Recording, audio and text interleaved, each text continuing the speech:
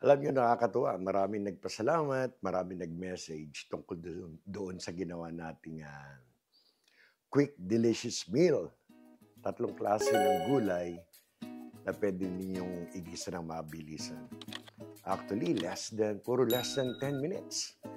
Pag nakaprep na lahat. So ngayon, naisip ko, eto yung isang sekreto nung araw na ginagawa ko nung tayo 8 to 5 pa na namamasukan. Lagi ako merong ito tinatawag ko na instant afritada mix. Marami nabibili klase ng mga mix. May tinola mix, caldereta mix, afritada mix. Pero ito yung klase ng afritada mix na talagang homemade. So, pakita ko sa inyo isang sikreto ko. Nung malilit pa yung mga bata, kami ni Veron, 8 to 5. So, simulan natin. Pakita ko sa inyo kung ano yung tinatawag kong afritada mix na anytime pwede niyong gamitin. Okay, so eto na. Pinainit ko na yung ating kalan. Etong ating kawali. At mainit. Mainit na siya. Lagyan natin mga 2 tablespoon na mantika. 1. Oops. I think that's about 2 tablespoons. Again, kalat natin ng konti lang yung mantika. Nice and even. Pero umiinit na to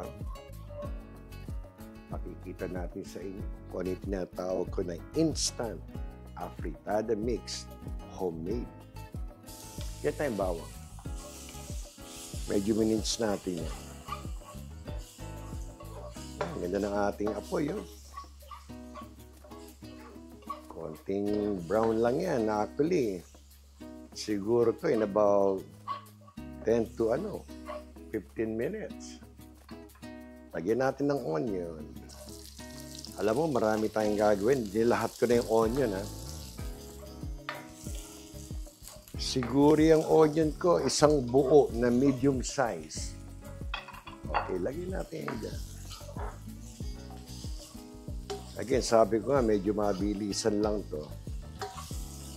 Itong gagawin natin, magugulat kayo na, even after a week, kung ito yung nasa freezer, magagamit nyo to anytime na kailangan nyo. Pakikita ko sa inyo. Okay, medyo translucent na ng konti. Hinaan ko ng konti. Yan. Ganda.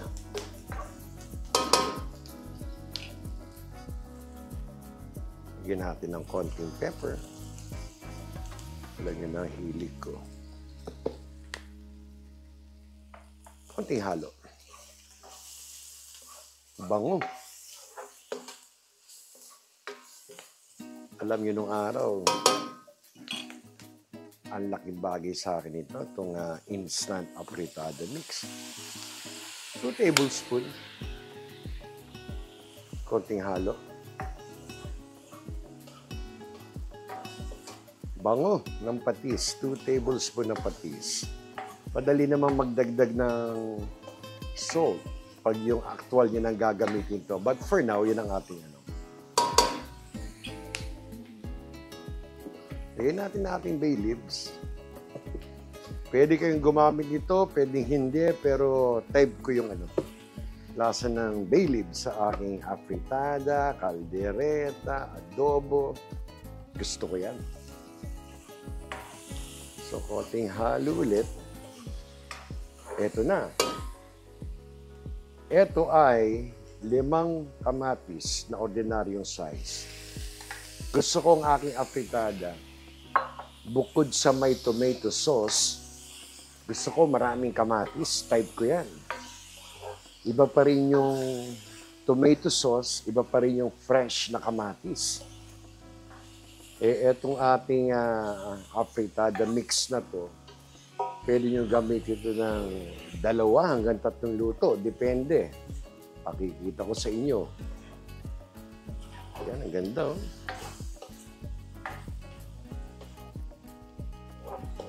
Okay. Sopars, ano lang pepper, little bit of patis.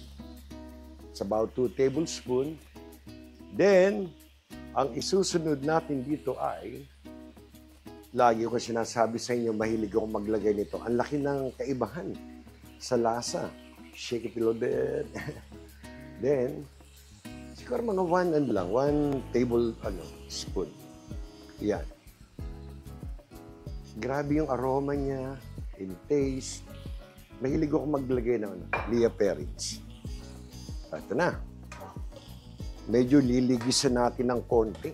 Siyempre, mga salitang marikina, ligisin natin ng konti, sagisa muna yung kamatis. Ayan. Maganda yung apoy natin, kahit di nga takpan yun.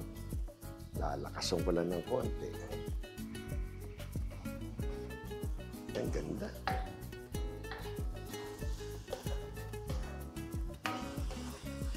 Hindi ko na siya tinatakpan, pero ang ganda ng ating apoy,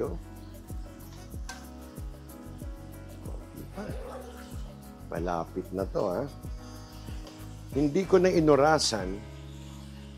Sabi ko nga, in about 10 to 15 minutes, madadali natin to. Siguro ang aktual nating orasan, pag yung ginamit na natin, itong mismong ating afritada mix.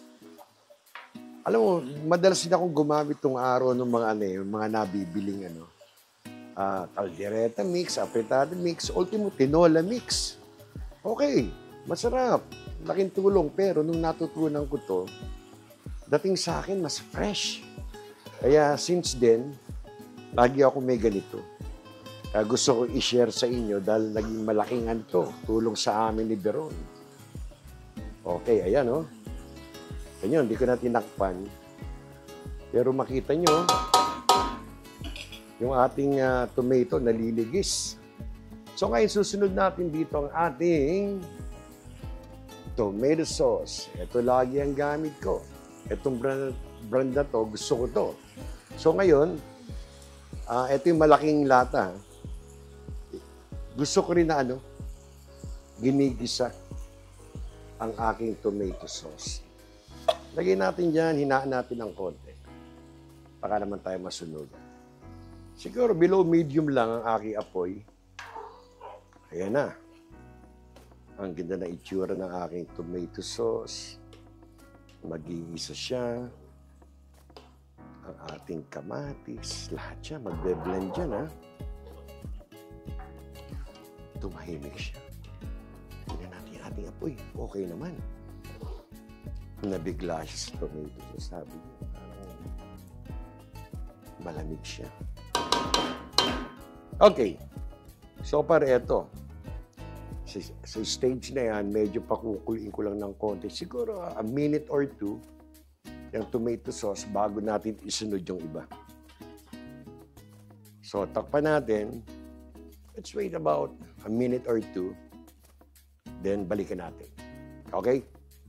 So, about 2 to 3 minutes, ito na ang itsura ng ating ginisa.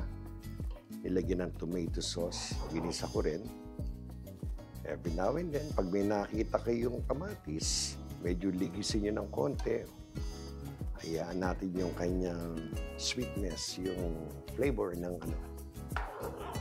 Below medium lang, ayokong masunugan. Gusto ko lang yung banayad lang. Ganyan lang, Tumatalab yung laurel. Tumatalab yung ating kamatis. Yung tomato sauce, ayan Ilapag natin. Alis patapos na tayo, kala niyo. Ano bang medyo matigas-tigas na ilalagay? Eto, lagyan natin ng carrots. Sarap ang Ayan na, Sunod natin ng carrots. Ang gagawin natin, itong ating carrots, saka yung ating potato, lahat yan, less than half cook. Not even half cook, but at least less than kasi ito, reserba natin to. Itong ating homemade, instant afritada mix. Pakikita ko sa inyo kung paano gagamitin. Ang daming gamit nito. And yet, alam nyo kung ginamit nyo. Alam nyo, fresh ang niluto ninyo.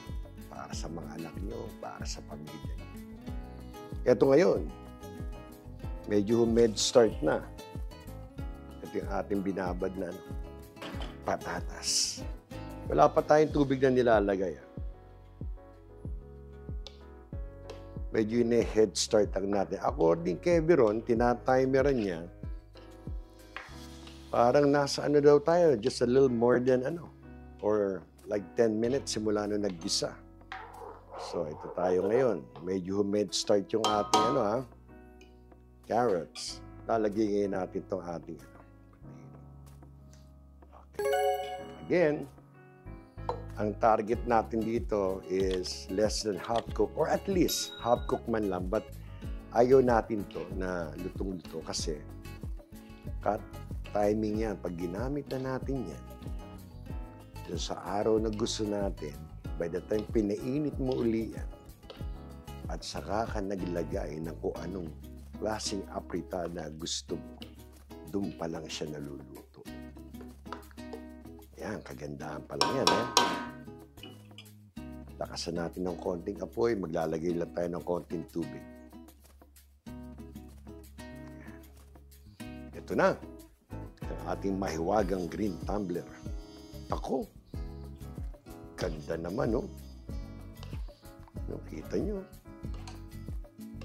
Ang ganda, Parang vulkan ba yun? Bumubulabo. Ganda. Haluin natin ang banayan para walang tampuhan yung mga tomato sauce natin. Ito. Ayan. Okay. Nandiyan ang ating carrots, potato. Dagdagan natin ng konting tubig. Huwag naman sobra. Para pag hinati natin sa dalawa tignan ko nga kung kasarapan lang yung nilagay ko yun. Ayan, kagandahan lang yan. Ayan, Dito, haluin natin. Siguro pag yung, let's say ako ang style ko pag day off, kami ni Veron, after ng laundry, alam niyo naman, yun ang mga normal na ginagawa. Ito, pag yung may time ako, maggagawa na ako ng ganito. Prep na ako for at least good for 3 days. Para pag Monday na uli, hanggang Wednesday, areglado ko, alam ko, meron ako mga ready na panluto.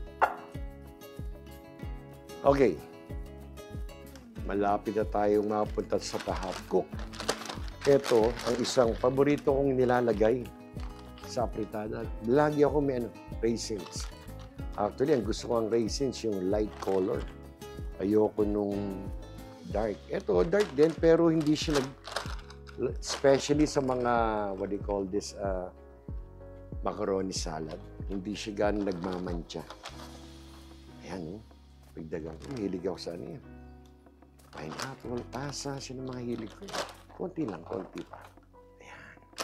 Lagyan natin dyan raisins. Masarap ang apritada pag may raisins. Yan ang gusto ko. Naku, kagandahan. Nilagyan natin. Tamang-tama ito.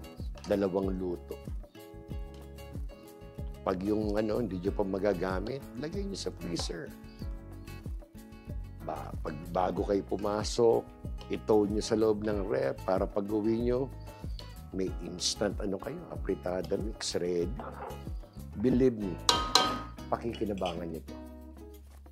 Okay, sa ganyang stage, nalagay na natin to. Mahilig ako sa red, green. One is for the aroma, one is for the taste, at ang gandang tignan. Ayan. Tama lang yung lapot na yan.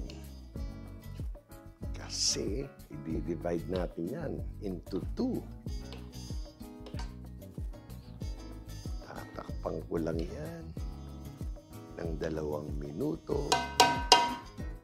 done na siya. Excited akong ipakita kung paano ginagamit ito. I'm sure meron na kayong ideya. Okay. Nahalo na, nalagay na halos lahat ng kailangan ilagay natin. Ang pinagtimpla lang natin, konting patis, salt, pepper. So, tatakpan ko lang ito ng mga 1 minute, 2 minutes. Done. Ito na yung instant afritada mix. Okay? Yan. Naku, that's it. Before half cook, patayin ko na. Ayan na siya. That is before half cook ang ating carrots and potato. Lapag ko lang muna to. So ngayon, ito ang tinatawag kong instant afritada mix and yet homemade. Naaayon sa inyong panlasa. Kung ano yung rekadong gusto nyo. Ayan siya. Gagawin ko dito, hindi nyo makikita. Palalamigin ko siya ng konti, ayokong takpan. Pag once na tinakpan ko to, continuous na maluluto. So, palalamigin ko siya. Pag malamig na, ito yung mga to-go container. Pag umu-order sa Chinese restaurant. Matipid ako eh. Tinatabi ko to. Maganda eh. Mga container na to. Hatiin ko siya sa dalawang ganito. Lagay ko siya. Then ready ilagay sa freezer or ref para pag kailangan ko na. So, again, itong ating, kung nakikita yan sa overhead cam, ang instant afritada mix. So, sa ating part 2 ng series na to, pakikita ko sa inyo kung paano gagamitin. So, meron pa tayong part 2 and part 3. So, babalikan ko kayo. Okay? Thank you.